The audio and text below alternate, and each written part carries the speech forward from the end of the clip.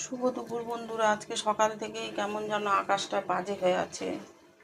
এই এক পশলা বৃষ্টি হচ্ছে, থামছে, আবার বৃষ্টি হচ্ছে। কেমন যেন মন খারাপের দিন। আমাদের রান্না হয়েছে আজকে ভাত,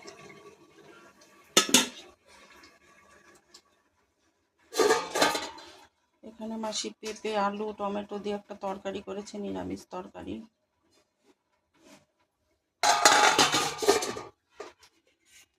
আর এখানে হয়েছে চিচিঙ্গা আলু গাজর ভাজা, সব দিয়ে একটা শুকনো শুকনো ভাজা।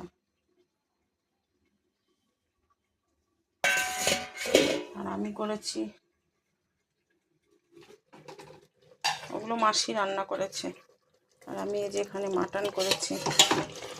সেদিন 1 কেজি মাটন নিয়ে আসছিল। এতটা কেমন লাগছে আলুটা। আমি পুরোটা রান্না করিনি, কারণ আমি বিশেষ একটা খুব কম খাই। ছেলেটার জন্য অর্ধেকটা রেখে দিয়েছিলাম, এই যে আজকে করছি। হয়ে গেছে, কুকারে দেখা যাচ্ছে না মনে হয়।